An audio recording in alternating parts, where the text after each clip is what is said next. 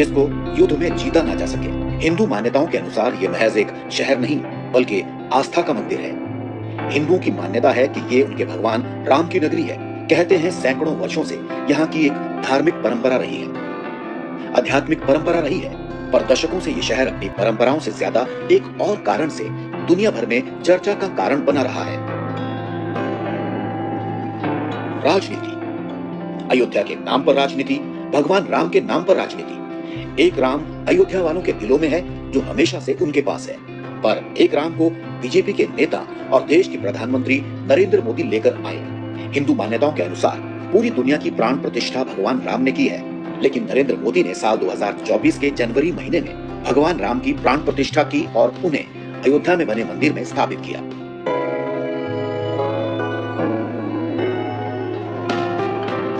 लोकसभा चुनाव से ठीक पहले राम के नाम पर राजनीति का एक और बड़ा खेल यहाँ से शुरू हुआ, पर अफसोस रामनगरी अयोध्या के वोटरों ने मोदी के उस खेल को समझ लिया और चुनाव में उन्हें कायदे से समझा दिया। मोदी की पार्टी बीजेपी अयोध्या फैजाबाद से अपनी सीट हार गई। ये फिल्म इसी पर आधारित है कि आखिरकार मोदी का राम के नाम पर तैयार किया गया हिंदुत्व एजेंडा अयोध्या में क्यों फेल हो गया। राम के नाम पर वोट बैंक की राजनीति चमकाने की कोशिश कर रहे मोदी को अयोध्या के लोगों ने औंधे मुंह क्यों गिरा दिया। तो क्या ये कहा जा सकता है कि अयोध्या को जीतने की कोशिश में मोदी को हार का सामना करना पड़ा? ये हार महज एक साधारण घटना है या अयोध्या में विकास के नाम पर शहर के हो रहे गुजरातीकरण पर करारा प्रहार है, या फिर हार की वजह घर से लेकर दुकान और मकान को तोड़कर अपने ही नगर में अयोध्या वासियों को विस्थापित बना देने की अथाह पीड़ा है? कहीं ऐसा तो नहीं कि अयोध्या के लोगों की बुनियादी जरूरतें, रोजमर्रा की दिक्कतें राम मंदिर निर्माण और उसकी भव्यता पर भारी पड़ गई? क्या हार का सबसे अहम कारण है अयोध्या के कार सेवकों की नाराजगी, स्थानीय लोगों की उपेक्षा, या फिर ये सारे आपस में मिलकर एक हो गए? यो तो ये सामान्य सीट है, और जहाँ तक मेरी जानकारी है आज़ादी के इतने अरसे बीत गए हैं कि सामान्य सीट पर कोई रियल उम्मीदवार किसी पार्टी ने नहीं उतारा है। I belong to scheduled caste and my sub caste is passing. Bharatiya Janata party की ये मानसिकता की हार है, ये विचारधारा की हार है। अब इस देश में धर्म के नाम पर राजनीति नहीं चलेगी। राम की भक्ति तो ठीक है, राम के रास्ते पर चलना भी ठीक है, लेकिन राम के नाम का जब भी दुरुपयोग शुरू होता है, इस शहर की अंतः चेतना जाग जाती है और वो किसी न किसी तरह समतल की तलाश शुरू करती है, और जो लोग बहुत ऊंचे आसन पर अपने को पदासीन किए रहते हैं उनके विरोध चली जाती है। तुम हमारे राम को बेचोगे वोट के लिए, सत्ता के लिए? तुम अयोध्या को बेचोगे वोट के लिए, सत्ता के लिए? तो ये हिंदुओं की समझ में आ गया, उन्होंने निपटा दिया। हार के कारणों की पड़ताल में सबसे पहले रूबरू कराते हैं उन लोगों से जिनका दावा है कि आज राम मंदिर बनकर तैयार हुआ है तो उसके पीछे इनकी दशकों की मेहनत है। ये हैं अयोध्या के रहने वाले संतोष दुबे, पर ये इनका अधूरा परिचय है। इनका पूरा परिचय कुछ इस तरह है। विवादित बाबरी मस्जिद ढांचा गिराने वालों में जिनका नाम अहम है, संतोष दुबे उनमें सबसे ऊपर है। खुद को कार सेवक कहलाना पसंद करते हैं। ढांचा गिराने के क्रम में संतोष दुबे को 4 गोलियां लगी और गुंबद का एक बड़ा हिस्सा उनके ऊपर आ गिरा था। लगभग 22 दिन संतोष दुबे कोमा में रहे। सीबीआई ने बाबरी ढांचा गिराए जाने के आरोप में कुल 49 आरोपी बनाए थे। इनमें से 17 की मौत हो चुकी है। संतोष दुबे बाकी बचे 32 आरोपियों में से एक हैं। 2020 में सीबीआई केस से मुक्ति मिली, लेकिन संतोष दुबे के जीवन का एक ही लक्ष्य रहा हमेशा, किसी तरह राम मंदिर का निर्माण हो। राम मंदिर के निर्माण पर संतोष दुबे खुश हैं, पर राम मंदिर निर्माण के नाम पर जिस तरह से गड़बड़ियां की जा रही हैं, उससे बहुत नाराज हैं। शहर के आम लोगों को जिस तरह उजाड़ा गया, उससे नाराज हैं। उनका कहना है कि बीजेपी को अयोध्या फैजाबाद से हारना ही था। संतोष दुबे और दूसरे कार सेवकों का आरोप है कि मोदी ने खुद को राम से बड़ा बतलाने और जतलाने की कोशिश की, जो कि सबसे बड़ा अपराध है, और ये बात अयोध्या के लोग किसी भी सूरत में बचा नहीं सकते। अयोध्या की जनता ने बता दिया कि जो नारा देते हैं, जो राम को लाए हम उनको लाए हैं, हम उनको लाएंगे। राम को तुम लाए हो, तुम्हारे बाप दादों की हैसियत नहीं, कई पीढ़ियों में हैसियत नहीं कि राम के लिए कुछ कर सको। इसके लिए बड़ा दिल चाहिए। राम जगत को लाए हैं, ये संसार उनका है, उनकी योजना है। उस निर्माण में आपकी भागीदारी शून्य भी नहीं है, कुछ नहीं है। आप बड़ी फोटो अपनी बनाते हैं और रामलला को अंगुली पकड़कर चलना सिखाते हो। तो उन्होंने भी सिखाया कि अब चंद्रबाबू नायडू और नीतीश कुमार की उंगली पकड़ कर चलो। अयोध्या ने आईना दिखा दिया भारतीय जनता पार्टी को कि देखिए आपकी असली सूरत ये है और आपकी असली जगह ये, और आईना विश्व को दिखा दिया। विश्व में पूरा विश्व जो है जो जान गया कि नहीं कि हाँ क्या पोजीशन है, कैसे क्या है। और ये जो तमाम की नहीं कि हाँ हम अपने वहाँ से आएंगे, ये सब IT सेल वालों का कमाल है साहब। तो ये सब तमाम से अब बीजेपी के IT सेल वाले कर रहे हैं। सच्चाई ये है कि इन्होंने जो किया है वो पाया।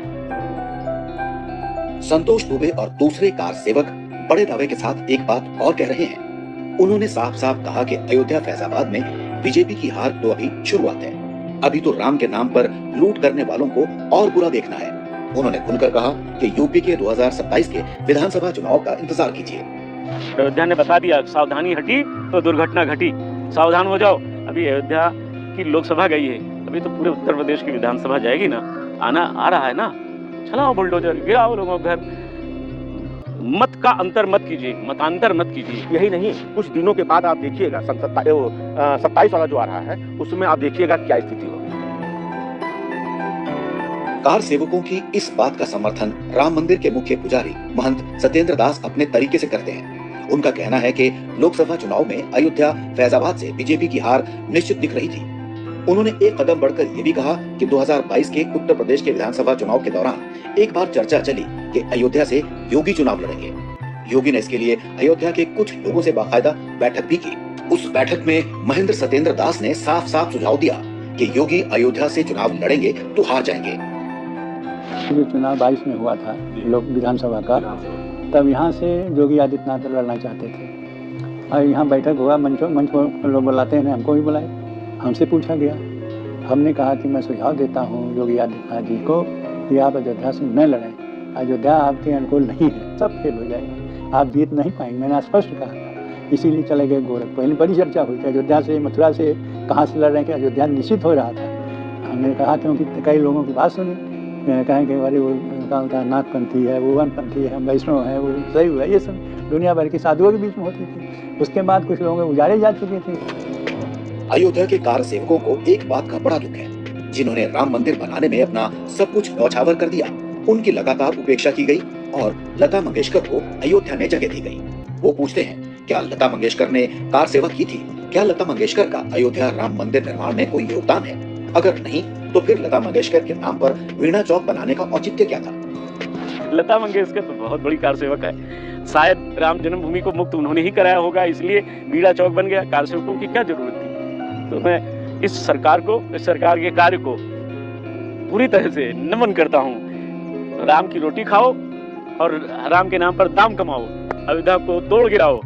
जवाब आपको देना होगा, मुझे नहीं। जो जैसा बोता है वो वैसा काटता है, कर्म गति टारे नहीं टरी। संतोष दुबे की इस बात की तस्दीक यहाँ के स्थानीय लोग भी करते हैं। जानकारों का कहना है कि राम के नाम पर जब जब वोट की राजनीति करने की कोशिश की गई, राजनीतिक दलों को नुकसान ही हुआ है। और वह शिलान्यास यूपी चुनाव को कैश करने की नीयत से था। नहीं तो एक बार शिलान्यास हो गया था, फिर शिलान्यास करने की क्या जरूरत थी? और प्रधानमंत्री जी को करने की क्या जरूरत थी? शिलान्यास हुआ, लेकिन उसके बाद जब चुनाव हुए उत्तर प्रदेश विधानसभा के, तो भाजपा ने, योगी जी ने अपनी सीटें गंवाई। अयोध्या जिले में 5 की 5 सीट पर विधानसभा की भाजपा का कब्जा था, लेकिन शिलान्यास के बाद जब चुनाव हुआ तो भाजपा ने अपनी 2 सीट गंवा दी इस जिले की, गोसाईगंज और मिल्कीपुर, दोनों पर समाजवादी पार्टी का भी हो गई। योगी जी ने अपने पहले कार्यकाल में इस अयोध्या को नगर निगम का दर्जा दिया था। अयोध्या जिले का नाम, फैजाबाद जिले का नाम बदल करके अयोध्या कर दिया था। फैजाबाद मंडल का नाम बदल करके अयोध्या कर दिया था। नगर निगम योगी जी ने बनाया था, और जब नगर निगम का पहला चुनाव हुआ था तो फुल फ्लेज मेजॉरिटी से नगर निगम पर भाजपा काबिज हुई थी। लेकिन राम मंदिर के शिलान्यास के बाद जो नगर निगम का चुनाव हुआ, उसमें भाजपा ने बोर्ड में अपना बहुमत खो दिया। शिलान्यास प्रधानमंत्री जी ने किया था, भाजपा ने अपना बहुमत खो दिया। बहुमत ही नहीं खोया, यहाँ की जनता का मिजाज देखिए और कैसे वो समझती है कि राम वोट का सब्जेक्ट नहीं है, ये राम मंदिर वोट का विषय नहीं है। ये निश्चित तौर पर इस शहर की चेतना को श्रेय जाता है इसका कि उसने अब तक कभी भी अपने राम को राजनीति की सौदागरी का पात्र बनाने का समर्थन नहीं किया, और नहीं किया तो न उसने भारतीय जनता पार्टी की चलने दी। और इससे पहले जब राजीव गांधी अपने प्रधानमंत्री काल में अपने प्रचार की शुरुआत करने यहाँ आए और देश भर में राम राज्य लाने का वादा किया, तो न उनकी सरकार वापस आई और न वे ये सीट जीत पाए।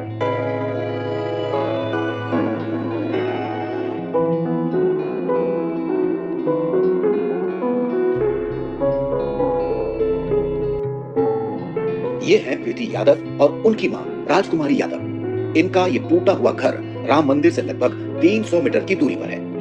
पंचकोसी परिक्रमा मार्ग पर जनवरी महीने में जब राम की प्राण प्रतिष्ठा मंदिर में की जा रही थी, वो समय इस पूरे परिवार के लिए मानो सबसे मुश्किल भरे दिन थे। माँ, बेटी और पिता मानो घर में कैद थे। उस घर में शौचालय नहीं था। मंदिर निर्माण से पहले प्रशासन ने इनके घर के जिस हिस्से को गिराने का आदेश दिया, उसमें शौचालय भी आ गया। आधे कमरे के बचे हुए पूरे घर में शौचालय कहाँ बनता। स्वच्छ भारत अभियान के तहत पूरा परिवार सुबह सुबह शौचालय के लिए बाहर जाने को मजबूर हो गया। प्राण प्रतिष्ठा के दिन देश भर के वीवीआईपी आए। प्रशासन ने इन्हें अंधेरे कमरे में कैद कर दिया। राम मंदिर के नाम पर विकास की राजनीति ऐसे हुई कि इनके जीवन का घरौंदा ही उजड़ गया। हम लोगों को उजाड़ दे रहे हैं क्या विकास का? करोड़ों की संपत्ति राम मंदिर की आड़ में ले रहे हैं तो उजाड़ नहीं रहे हैं। घर गिरा रहे उजड़ नहीं रहे हैं। क्या सुख है? इससे ज्यादा सुख तो राम जी का जब मंदिर नहीं बनी थी तभी था। जैसे लगता सारी जिंदगी उजड़ गई। मेरे पिताजी दूध का बस बेचते हैं, लेकर खरीद कर एक एक पैसा लगा के ईटा किस तरह से वो जोड़े। आज पूरी जिंदगी उनको बस ये 2 कमरा बनाने में लग गया। मुझे पढ़ाए लिखाए, अभी शादी किए और उनके लड़के बच्चे कोई है नहीं। हम ही जो थे सब कुछ हमें सहारा थे। अचानक आके बस मकान गिरा दिया। लेटरिन बाथरूम था उस साइड, मुआवजा तो मिला नहीं उसका, अभी तक नहीं मिला। हम लोग खुले में जाते हैं, मम्मी पापा सब लोग तकलीफ सह रहे हैं। इधर उधर किसी तरह जंगल में इधर उधर अपना देख रहे हैं, कर रहे हैं, जाते हैं सुबह। सब लोग तकलीफ सह रहे हैं, इधर उधर किसी तरह जंगल में इधर उधर अपना देख रहे हैं, कर रहे हैं, जाते हैं सुबह। प्रीति के घर के आसपास सड़क के दोनों ओर जहां तक नजर जाती है, एक बात ज्यादातर घरों में कॉमन दिखाई देती है। जो दीवारें हंसते खेलते परिवार का हिस्सा थी, उनको काट काट कर कई हिस्सों में बांट दिया गया। लगता है दीवारें नहीं तोड़ी गई, बल्कि परिवार की खुशियों को मिटा दिया गया। दीवारों के साथ साथ परिवार के वजूद को भी मिटाने की सप्रयास कोशिश की गई है। राम मंदिर के आसपास और रामनगरी से गरीब दिखने वाले चेहरों को हटाने की कोशिश की गई है। घर टूटने के बाद पंचकोस परिक्रमा मार्ग पर रहने वाले इन लोगों की विवशता सुनिए। फार्म पर एक दस्तखत कराया सबसे, फिर मुआवजा बना के दे दिया। जो देना था उनको कम से कम जमीन का नहीं दिया, सिर्फ मकान का दिया। भाई प्रशासन से हम लड़ सकते हैं। कुल 1,60,000 मिला, तो उतना तो आप 25,000 तोड़ाई दिए, ईटा हटवाई दिए, मतलब 50,000 तो उनसे चले। भाई जब वो बोले कि हम गिराएंगे तो आपको हर्जाना देना पड़ेगा, गाड़ी का या लेबर का या ड्राइवर का। तब हम जनता तो भाई घबरा गया। 9 नवंबर 2019 सुप्रीम कोर्ट ने राम मंदिर जन्मभूमि विवाद पर अपना अंतिम फैसला सुनाया। सुप्रीम कोर्ट ने अपने फैसले में कहा था कि जो 2.77 एकड़ की विवादित जमीन है, वो रामलला की जन्मभूमि है। कोर्ट ने इस जमीन को एक ट्रस्ट को सौंपने का फैसला सुनाया, जिसका निर्माण भारत सरकार ने फरवरी 2020 में किया। तय किया गया, राम जन्मभूमि ट्रस्ट का मुख्य काम है मंदिर का रखरखाव और उससे जुड़े तमाम पहलुओं पर ध्यान रखना, काम करना। सुप्रीम कोर्ट के आदेश के बाद केंद्र और उत्तर प्रदेश की बीजेपी सरकार ने अयोध्या के विकास के लिए हजारों करोड़ रुपए की परियोजनाओं का ऐलान किया। इसी ऐलान में शामिल था राम पथ का निर्माण, मंदिर के आसपास के इलाकों में सड़कों के चौड़ीकरण, पंचकोसी परिक्रमा मार्ग, 84 कोसी परिक्रमा मार्ग, एयरपोर्ट का विस्तार और रेलवे स्टेशन का विस्तार। देखा जाए तो ये सारे काम शहर के विकास को एक दिशा देते हैं। आम लोगों का आरोप है कि प्रशासन ने जिस तरह से इन तमाम कामों को अंजाम देना शुरू किया, दिक्कत वहां से पैदा हुई। प्रशासन ने जमीन तो ले लिए, मकान तो तोड़वा दिए, पर बदले में मुआवजे के तौर पर जो दिया वो बहुत कम। जो उजड़ गए उनकी सुनने वाला कोई नहीं है। विस्थापितों की एक बड़ी तादाद बन गई। आरोप तो ये भी है कि पिछले कई वर्षों से जानबूझकर अयोध्या में सर्किल रेट तय नहीं किया गया, ताकि स्थानीय लोगों को मुआवजे के तौर पर ज्यादा पैसे न देने पड़े। 17 से अब तक after expiry of 7 years circle rate नहीं निकाला गया। उत्तर प्रदेश का कोई जनपद नहीं होगा जहां पर सर्किल रेट न निकाला गया हो। आखिर क्या कारण था कि अयोध्या जनपद के सर्किल रेट 7 साल से नहीं निकला? इसका कारण हमारी समझ में जो आता है कि चूंकि किसानों की जमीन कौड़ियों के दाम पे लेना था और अगर सर्किल रेट निकल जाता तो दाम बढ़ जाता। एक तो विस्थापितों की बड़ी फौज यहाँ इकट्ठा हो गई है और उनकी कोई आवाज़ नहीं है, और असहायता की सीमा यह है उनकी कि जब मुख्यमंत्री ने पहले पुनर्वास और उसके बाद तोड़फोड़ का वादा निभाने के बजाय अचानक तोड़फोड़ शुरू करा दी और तोड़फोड़ के शिकारों की कोई आवाज़ नहीं रह गई, कोई उनकी लड़ाई लड़ने वाला नहीं रह गया, तो एक दिन हताश होकर उन्होंने रामचंद्र जी के दरबार में हाजिरी लगाई और रामलला को ज्ञापन दे आए कि अब आप ही हमको बचाइए और कोई हमको बचा नहीं सकता। पहाड़गंज घोसियाना इलाके में अब्दुल सलाम की पुश्तैनी जमीन है। पिछले लगभग 90 साल से इनका परिवार यहाँ रह रहा है। अब्दुल सलाम शहर के विकास में भागीदार बनना चाहते थे। इन्होंने खुशी खुशी अपनी जमीन सड़क चौड़ीकरण में देने का ऐलान किया। प्रशासन ने इनको और इस इलाके के तमाम बाशिंदों को उचित मुआवजे का आश्वासन दिया। ये सब मान गए, पर बाद में जो हुआ इन्हीं से सुनिए। पहले जो आश्वासन देगा 5.5 लाख रुपया हमको दिया जाएगा, और इसी तरीके से आश्वासन पूरे शहर में, पूरे मोहल्ले में हमारे दिया गया था। सभी ने सारे डॉक्यूमेंट्स ले जाके जो है तहसील में जमा किए थे कि चलिए हम लोग को कुछ तो मुआवजा मिल जाएगा। लेकिन डॉक्यूमेंट्स जमा होने के बाद प्रशासनिक अधिकारियों ने ऐसा हाथकंडा खेला कि हम लोग को गला काट दिया था। 1,20,000 रुपए का मुआवजा दिया, जिसकी कीमत लगभग हमारे कम से कम नहीं तो 40 लाख रुपया बनती है। जैसा कि अब्दुल सलाम ने बताया, आप एक बार नजर दौड़ाइए पूरे इलाके पर। घर वालों ने और दुकानदारों ने अपने दिल पर पत्थर रखकर अपनी दीवारों पर हथौड़े चलवाए, सिर्फ इस मंशा से कि वो भी इस शहर के विकास में भागीदार बनना चाहते हैं। प्रशासन के हथौड़े के आगे छोटे बड़े कई मंदिरों के देवी देवता भी विवश होकर देखते रहे।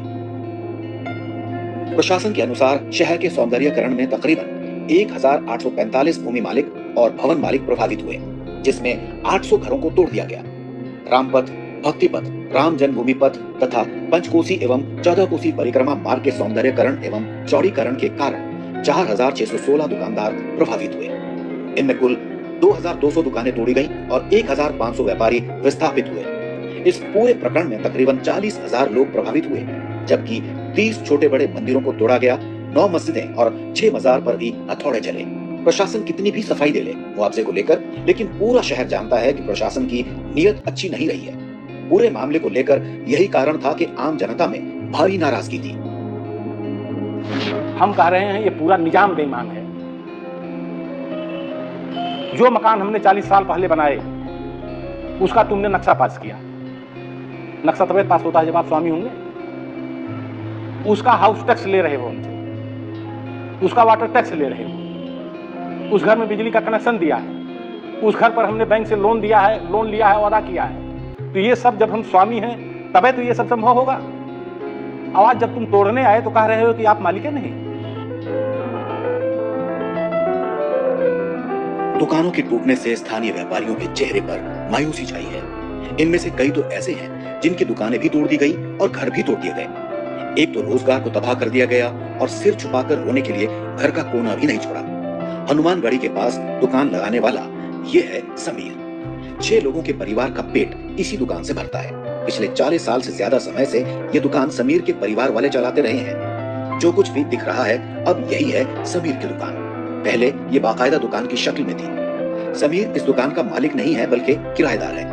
प्रशासन ने पहले कहा था कि मुआवजे में 60% मकान मालिक और 40% किराएदार का हिस्सा होगा, पर जब दुकान तोड़ दी गई तो मानो सरकार का आश्वासन धरा का धरा रह गया।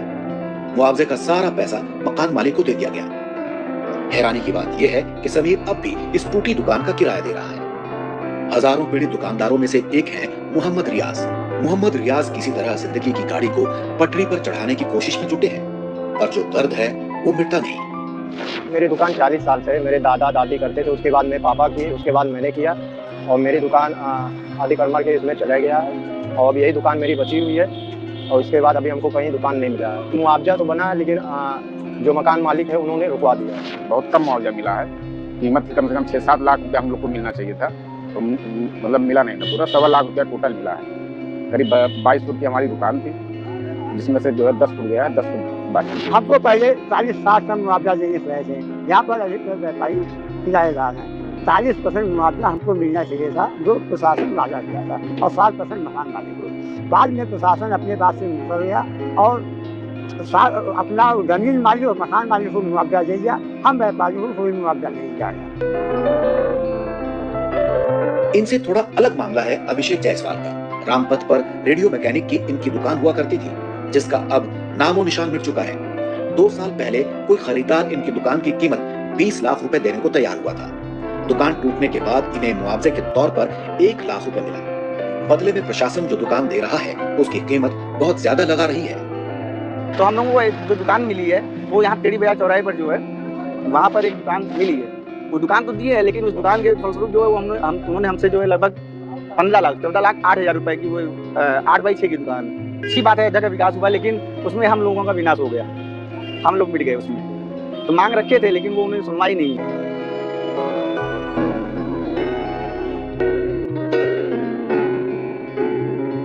अब तक तो हमने टूटे घरों और दुकानों के टूटने की वजह से चीखती बेबसी और खामोश उदासियों से अयोध्या को देखने और समझने की कोशिश की। अब देखिए अयोध्या के नाराज हिंदुओं की एक अलग तरह की कहानी। ये है गनीगंज का नून हटिया मोहल्ला, अयोध्या धाम रेलवे स्टेशन से सटा। मोहल्ले के लोग पढ़े लिखे हैं और अपने अधिकारों की रक्षा करना जानते हैं। यहाँ का लगभग हर वोटर बीजेपी का घनघोर समर्थक है। इस बात का दावा वो खुद कर रहे हैं, लेकिन अब बात पसेरे पर आ गई है। रेलवे स्टेशन के विस्तारीकरण के लिए सरकार इनकी कॉलोनी को गिराने को लेकर अखबारों में नोटिस दे चुकी है। हालांकि यहाँ के बाशिंदों ने फैजाबाद के पूर्व बीजेपी सांसद से लेकर उत्तर प्रदेश के मुख्यमंत्री तक गुहार लगाई, पर परिणाम में हवाई आश्वासन मिले। रेलवे द्वारा जो है इसको एक्वायर किए जाने का वो चलता रहा। कभी शांत हो जाता, कभी फिर उभर जाता, फिर कभी नापजोख करने के लिए आ जाते। ये पूरा हिस्सा जो है, जो रेलवे स्टेशन का प्लेटफॉर्म नंबर 3 है, इसके इधर से लेकर के पूरा, और ये जो मणि पर्वत है, इस मणि पर्वत तक पूरा ये लगभग 6.25 हेक्टेयर भूमि का भी 10 जून को जो है इन्होंने अधिग्रहण करने के लिए अधिसूचना जारी कर दी। सरकार जनता के लिए है कि जनता सरकार के लिए? जनता जो है सेक्रीफाइस करेगी, सरकार नहीं कुछ करेगी।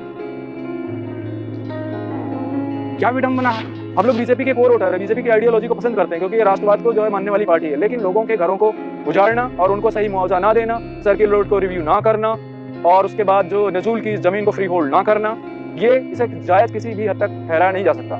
लोगों की ग्रीवेंस को बहुत ही गंभीरता से इसको गवर्नमेंट को समझने की जरूरत है, ताकि जो बीजेपी को जो ये नुकसान हुआ है, इसका मेन कारण भी यही है कि अगर जिसका भी जमीन जो विस्थापित हुआ है, चाहे उसकी दुकान हो चाहे उसका मकान है, यदि आप दुकान या मकान के बदले उसका विस्थापन सही नहीं करेंगे, उसको सही मुआवजा नहीं देंगे, तो वो आदमी कैसे आपसे जुड़ा रहेगा। इनके पास ऑप्शन बहुत है।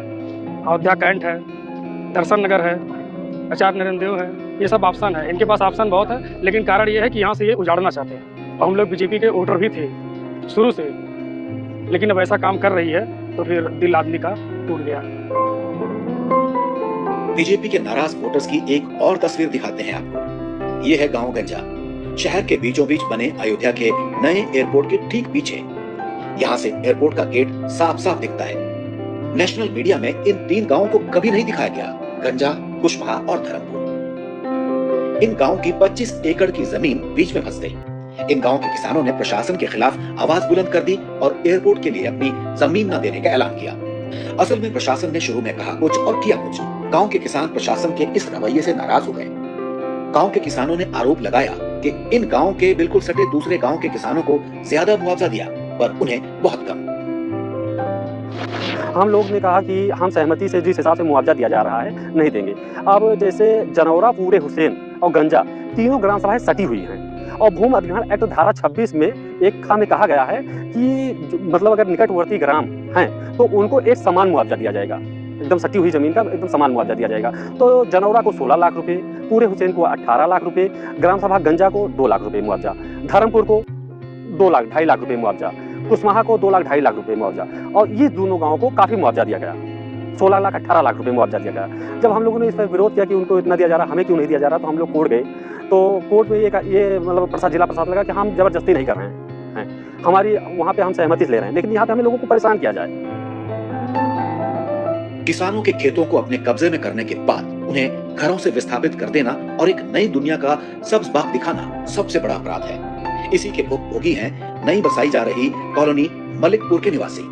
इस कॉलोनी के सभी निवासी विस्थापित होकर आसपास के गांव से यहाँ आए हैं। ये सभी किसान हैं, लेकिन अब इनके पास जो बचा है वो सिर्फ एक घर। अगर घर भी सलामत हो तब भी गनीमत होती। सच तो ये है कि जो घर इन लोगों को दिया गया उसका कोई कागज आज तक नहीं दिया गया। असल में ये जमीन शिक्षा विभाग की है। विस्थापित होकर लाए गए लोगों के मन में एक अजीब सा खौफ है, कहीं इनकी हालत लखनऊ के अकबर नगर या हल्द्वानी की रेलवे कॉलोनी की तरह न हो जाए, जहाँ के लोगों को सरकार ने बसाया पर कागज नहीं दिए और अंततः कई दशकों के बाद उन्हें वहाँ से भगा दिया गया। मैं पूर्व गंजा निवासी हूँ और अब मलिकपुर विस्थापित कर दिए गए हैं। यहाँ पे हमको ज़मीन मिली है, मकान बनवाया गया। अब दिक्कत ये आ रही है कि हम लोगों को अभी तक कोई पट्टा या पेपर नहीं मिला है। हमको ऐसे जैसे लखनऊ अकबरपुर या हल्द्वानी रेलवे जैसे मामले आए मेरे सामने, तो अब ये लग रहा है कि हम लोग शिक्षा विभाग की ज़मीन में बसाए गए हैं। कहीं ऐसा ना हो कि कल को शिक्षा विभाग हम लोगों को भी मतलब यहाँ से हटा दे, तो हम लोग कहाँ जाएंगे। एयरपोर्ट में जो है हमारी घर और ज़मीन सारा चला गया।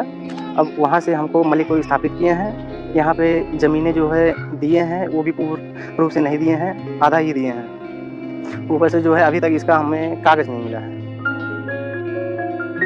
इसी नए बसाए जा रहे मोहल्ले में रहने वाली सियावती का दर्द सुनिए। कहती हैं 2 साल हो गए अपने गांव से उजड़े हुए, लेकिन अब भी ये भरोसा नहीं है कि जिस घर में वो रह रही हैं वो उनका अपना है। कारण है सरकार की उपेक्षा।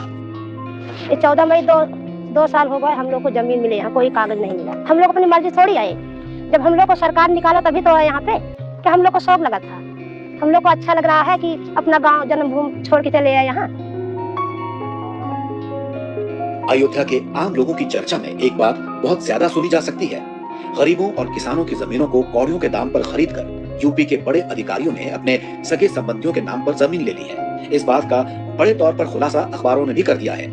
एक अखबार के मुताबिक 2019 में सुप्रीम कोर्ट का फैसला आने के बाद अयोध्या के 15 किलोमीटर के एरिया में कई सारे नेताओं, IAS, IPS या उनके परिवार और बड़े कारोबारियों ने जमीनें खरीदी और बेची। इसमें अरुणाचल प्रदेश के डिप्टी CM के दोनों बेटों सहित यूपी STF चीफ, यूपी गृह विभाग के सचिव, यूपी के पूर्व DGP, बीजेपी के पूर्व सांसद ब्रिजभूषण सिंह के बेटे करण भूषण का नाम तो है ही, साथ में ऐसे कई बड़े लोग हैं। इनके अलावा तमाम बड़ी कॉर्पोरेट कंपनियां भी शामिल हैं।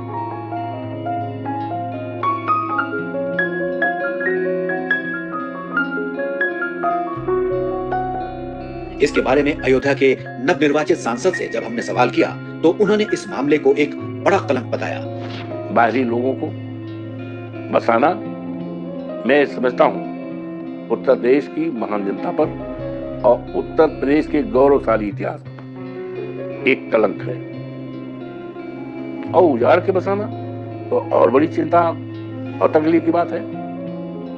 हम चाहेंगे कि यहाँ के उजड़े हुए लोगों को बसाया जाए। हम चाहेंगे कि जिनकी जमीन गई है उनको वाजिब मुआवजा दिया जाए। हम चाहेंगे इस बात पर रोक लगाई जाए। जरूरत है कि बहुत उच्च स्तरीय जांच की जाए और एक निश्चित तिथि दी जाए, 1 महीने के अंदर, 15 दिन के अंदर, 1 सप्ताह के अंदर, 2 महीने के अंदर, और रिपोर्ट भी आनी चाहिए, क्योंकि राम से जुड़ा है ये। राम मर्यादा पुरुषोत्तम राम है। ये जो मुआवजा है एक बड़ा घोटाला है, बहुत बड़ा घोटाला है। अगर इसकी जांच ईमानदार CBI करे, ईमानदार CBI, बेईमान CBI नहीं, सरकारी CBI नहीं, ईमानदार CBI अगर जांच करे तो ये खरबों का घोटाला है। यहाँ के प्रशासनिक अधिकारियों ने जो समाजवादी विचारधारा के हैं उन्होंने भाजपा का अंतिम संस्कार यहाँ कर दिया है। अयोध्या में जितनी भी विकास की योजनाएं बनी वह सब ब्यूरोक्रेट्स ने खुद लूटने के लिए बनाई।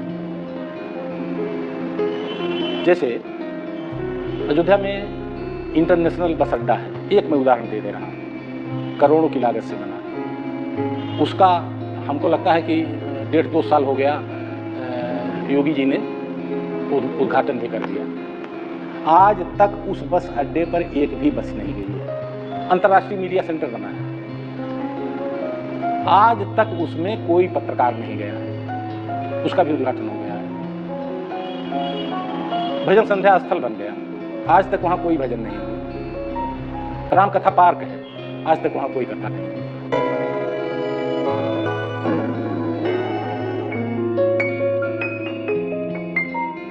अयोध्या के मल्लाहों यानी निषादों के गांव जमथरा की कहानी इससे इतर है। इस गांव में तकरीबन 500 से ज्यादा लोग रहते हैं, पर प्रशासन ने ये ऐलान किया है कि पूरा गांव उजाड़ दिया जाएगा। संजू निषाद का कहना है कि दिन भर एक ही डर समाया रहता है, पता नहीं कब प्रशासन के लोग जेसीबी लेकर आ जाएं और हमारी झोपड़ी को मिट्टी में मिला दें। उनका कहना है कि गांव के लोग खौफ में हैं। देखकर अंदाजा लगाया जा सकता है कि पहले से ही इस गांव की हालत क्या है। निषाद समाज के लोग कई दशकों से यहाँ रह रहे हैं, पर जब से फूस की झोपड़ी के टूट जाने का साया मंडरा रहा है, लोगों की नींद उड़ी है। जेसीबी लेके आते हैं, कहते हैं उजाड़ देंगे, भगा देंगे यहाँ से, और जमीन जगह का कोई वो नहीं है पता आता कि देंगे हम लोगों को। और हम लोगों को सिर्फ यहीं पर चाहिए जमीन सर। और जो खेत बाड़ी था वो भी ले लिए हैं, बोया जोता नहीं जाता है कुछ भी, और रोटी रोजगार में भी बहुत दिक्कत है। मेरे बाबा के बाबा रहते थे उससे पहले, तो हम लोग छोटे छोटे थे, अब बड़े हो गए, करीबन 5-6 पीढ़ी बीत गई है। अब हजारों बीघा खेती था, टेंट सिटी के नाम से ले लिए, उधर से हटना पड़ा। लल्लू सिंह से बात हुई थी तो लल्लू सिंह बोले, अभी मैं आए थे चुनाव के पहले, बोले कि जब टूटेगा तब बताना। अयोध्या के निषादों की तकलीफ सिर्फ गांव से उजड़ने तक सीमित नहीं है, उनकी एक और बड़ी तकलीफ है। गुप्तार घाट पर खड़ी उनकी नावें प्रशासन को चुभने लगी हैं। ये हैं भगवान दीन निषाद, इस इलाके के मशहूर गोताखोर और नाविक। तकरीबन 500 लोगों को डूबने से बचाया है और 1500 से ज्यादा डेड बॉडी निकाली है। भगवान दीन निषाद का कहना है कि अब उनकी आजीविका यानी नाव चलाने पर मुश्किलें पैदा की जा रही हैं। मल्लाहों की नाराजगी इस बात की है कि बाहर से बड़ी नावें लाई जा रही हैं ताकि इन्हें यहाँ से हटाया जाए। इन लोगों ने प्रशासन को अपनी परेशानियों से अवगत कराया, पर प्रशासन ने इन्हें लगभग अनसुना किया। आखिरकार निषाद समाज ने चुनाव में बीजेपी के खिलाफ जाने का फैसला कर लिया। इसके कारण यही हमारे डॉक्टर संजय निषाद जी हैं मानने, उनके पास हम फोन लगाए, सर ऐसा है कि हम लोग की नावें बंद हो गई हैं और कैसे हम लोग जिए खाएंगे। तो बोले ऐसा है कि हमारा झंडा लगाइए जय निषाद राज का। हम कहें सर हर नाव में जय निषाद राज लिखा हुआ है और झंडा भी लगा हुआ है, ये तब भी बंद हो गया, तो बताइए क्या करें। तो बोले क्या करें इसमें, अब हम भी ज़्यादा बोल नहीं सकते। तो हमने कहा ठीक है कोई बात नहीं। तो हमारे यहाँ पवन पांडे जी हैं मौके पे, उन्होंने बोला साइकिल का झंडा लगाइए भगवान दीन, और माननीय अखिलेश यादव जी सदन में बोलेंगे आपका नाव चालू हो जाएगा। तो हमने कहा भाई सब लोग झंडा लगाइए साइकिल का, देखा जाए एक बार इनको भी देखा जाए। झंडा लगाए, नाव चालू हो गई। सब जितने नाव वाले थे, गोताखोर थे, सब कहे विश्वास हमें इस पे है, हम ही को वोट दिया जाएगा। निषादों का अहम रोल है। निषाद 70% इस बार भाजपा से कटा है, 70% कटा है। हमारा आरक्षण नहीं दे रहे हैं। निषादों की जो इस समय रोजी रोजगार नाव, जिस नाव चलाकर अपना रोजी रोजगार जीवन यापन बच्चे का करते थे, आज उस नाव को खत्म करने का प्रयास कर रहे हैं सामंतवादी लोग और बड़े पूंजीपतियों को ये सौंपा जा रहा है, ये कारोबार सौंपा जा रहा है निषादों का। निषादों को ये नाव चलाकर जीवन यापन करते थे, ये बड़ी पूंजीपतियों को सौंपा जा रहा है। क्रूज बड़ी बड़ी ला रहे हैं, यहाँ बाहरी कंपनियों को ठेका दे रहे हैं।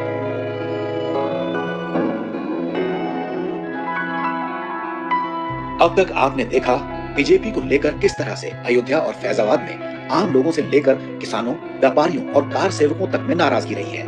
राम के नाम पर वोटरों को लुभाने की बीजेपी की ये कोशिश पूरी तरह से असफल रही। अब आपको अयोध्या के एक और पहलू से रूबरू कराते हैं। 22 जनवरी को प्राण प्रतिष्ठा के बाद लगभग 55 दिनों तक अयोध्या में उत्सव मनाया गया। हर दिन लगभग 1.5 से 2 लाख श्रद्धालु अयोध्या आते रहे और भगवान राम का दर्शन करते रहे। लेकिन मार्च खत्म होते होते अयोध्या अपने पुराने रूप में लौटने लगी। भगवान राम का दर्शन करने वालों की संख्या में एकदम से कमी आने लगी। अभी के आंकड़ों की बात करें तो हर दिन अधिक से अधिक 35 से 40 हजार श्रद्धालु रोजाना अयोध्या आते हैं। ये बात कोई और नहीं, राम मंदिर के मुख्य पुजारी महंत सत्येंद्र दास कह रहे हैं। नहीं, उसमें पहले की अपेक्षा कमी आई। पहले लाखों के लाखों लोग सुबह से शुरू होता था और वो शाम रात तक चलता था, और परिणाम ये होता था कि जो भगवान का शयन की अवधि 9 बजे तक, उसको 10 बजे तक, रात तक किया जाता था। उनके दर्शन की सभी लोग दर्शन कर लें, तो सुबह से शाम दोपहर में 1 घंटा 2 घंटा का विश्राम रहा, वो भी नहीं किया जाता था। लेकिन अब उतना नहीं है, उससे कम है। तो मान लीजिए साल भर में आपका एक टूर बनता था कि निकलेंगे, बनारस हो लेंगे, अयोध्या हो लेंगे, चित्रकूट हो लेंगे, घर चले आएंगे। तो अब क्या राम मंदिर बनने से साल भर में 14 टूर आप करेंगे? कहाँ से करेंगे? तो अयोध्या आप भी उतने बार आगे आएंगे जितना पहले आते रहे। तो क्या ये माना जाए कि सरकार जिस अयोध्या को पर्यटन नगरी बनाने पर तुली है उसका आइडिया फेल हो गया? सरकार फेल हो तो हो, पर सरकार के फेल होने के इस क्रम में यहाँ बिजनेस लगाने वाले व्यापारी वर्ग को काफी नुकसान हो रहा है। जब से राम मंदिर निर्माण का काम शुरू हुआ उसके बाद से इस शहर में 1300 प्रस्तावित निर्माणाधीन या निर्मित होटल पंजीकृत किए गए, जिनमें से देश के 5 बड़े होटल व्यवसायियों ने होटल लगाने के प्रस्ताव को वापस ले लिया। अयोध्या में जो पैराग्लाइडिंग शुरू किया गया था वो बंद हो गया। हेलीकॉप्टर से अयोध्या शहर को घुमाने की योजना शुरू हुई, जिसे 1 से 2 हफ्तों में बंद कर दिया गया। अयोध्या से पूरे देश में अलग अलग शहरों के लिए उड़ानें शुरू की गई। यात्रियों की कमी की वजह से ज्यादातर उड़ानें बंद कर दी गई। और तो और प्राण प्रतिष्ठा के बाद अयोध्या शहर का व्यवसाय 20 से 22% कम हो गया। यहाँ पैराग्लाइडर शुरू किए, वह भी भाग गया। यहाँ हेलीकॉप्टर से अयोध्या दर्शन की व्यवस्था किए, 1 हफ्ते में वो भी भाग गया। यहाँ उड़ानें शुरू की गई, उड़ानें आधी से भी कम रह गई हैं। यहाँ होटल मामूली नहीं, 1300 होटल प्रस्तावित, निर्माणाधीन और निर्मित पंजीकृत हैं अयोध्या में। 5 बड़े होटल व्यवसायियों ने अपने को विड्रा कर लिया अभी प्राण प्रतिष्ठा के बाद। गाड़ी चला रहे इस शख्स का नाम है अमितेश प्रताप सिंह। फैजाबाद के रहने वाले हैं और ट्रांसपोर्ट का बिजनेस करते हैं। जनवरी महीने से पहले अमितेश के पास 4 गाड़ियां थी, लेकिन जनवरी 2024 के पहले महीने में आलम यह हुआ कि गाड़ियों की डिमांड चरम पर पहुंच गई। इस माहौल को देखते हुए अमितेश ने 8 और नई गाड़ियां खरीद ली। 3 महीने तक तो ऐसा रहा कि इनकी कोई भी गाड़ी कभी खड़ी नहीं रही। पर अब हाल सुनिए। अमितेश बताते हैं कि ज्यादातर गाड़ियां खड़ी रहती हैं, लोन लेकर गाड़ियां खरीदी हैं। एक गाड़ी से उनकी EMI की रकम भी नहीं निकल पा रही है। अगर हाल यही रहा तो गाड़ियां बेचनी पड़ जाएंगी। मैं अपनी बात बताऊं तो मेरे पास लगभग 12 से 13 गाड़ियां हैं। ऐसा होता था कि पहले की कभी कभी गाड़ी खाली नहीं होती थी और गाड़ी की हो जाती थी शॉर्टेज। लेकिन आजकल की बात यह है कि हमारे पास भी 5 से 6 गाड़ी खड़ी रहती हैं। तो उस हिसाब से अब हमारा फेयर भी नहीं रह गया। जैसे कि हम पहले बोल देते थे कि आप आइए, इतना हो गया, उससे नीचे नहीं जाना है, तो हमारा संगठन रहता है उससे नीचे नहीं जाना। लेकिन अब क्या है, ठीक है इतना ही दे दीजिए, हो जा रहा है। कुल मिलाकर अयोध्या में राम मंदिर निर्माण और भगवान राम की प्राण प्रतिष्ठा ने शहर को विकास के नाम पर जितना दिया वो अपने आप में अहम हो सकता है, पर जिस तरह से लोगों के घरों को उजाड़ दिया, व्यापारियों के बिजनेस बर्बाद कर दिए, किसानों के खेतों को औने पौने दाम में खरीद लिया, उससे जनता में भारी नाराजगी रही। ध्यान रहे कि इनमें से ज्यादातर हिंदू हैं जिन्होंने बीजेपी को नकार दिया, चाहे कोई भी जातिगत समीकरण का हवाला दे या फिर किसी और तरह की बातें करे। पर सच यही है कि अयोध्या के लोगों की बुनियादी जरूरतों के सामने राम मंदिर के निर्माण के मुद्दे को कैश करने की सरकार की कोशिश विफल रही।